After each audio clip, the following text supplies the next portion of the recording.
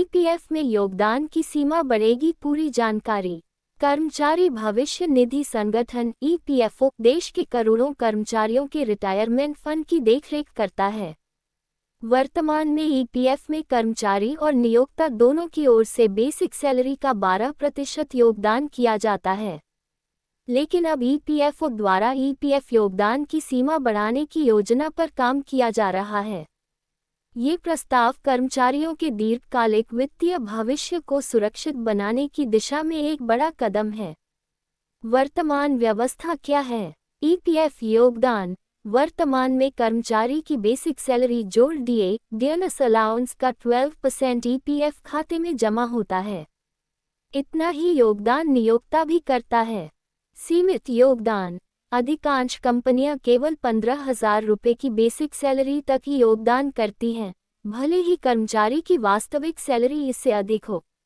नया प्रस्ताव क्या है? सरकार और ईपीएफओ ये प्रस्ताव लाने की योजना बना रहे हैं कि बेसिक सैलरी की सीमा खत्म कर दी जाए, यानी यदि किसी कर्मचारी की बेसिक सैलरी 30,000 रुपये है तो उसी पर 12% योगदान होगा, न कि 15,000 रुपये पर।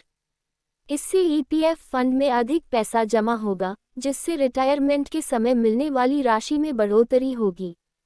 इस प्रस्ताव के लागू होने से सभी कर्मचारियों को समान लाभ मिलेगा, विशेषकर निजी क्षेत्र के उन कर्मचारियों को जिनकी सैलरी 15,000 रुपये से ऊपर है।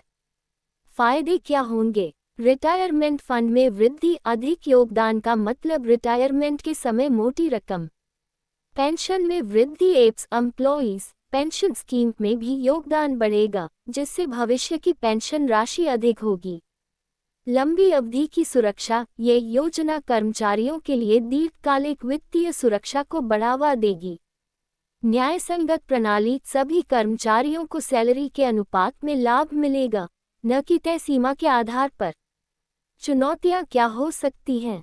कंपनियों पर आर्थिक दबाव। उन्हें ज़्यादा योगदान देना पड़ेगा, जिससे उनका वेतन बजट बढ़ेगा।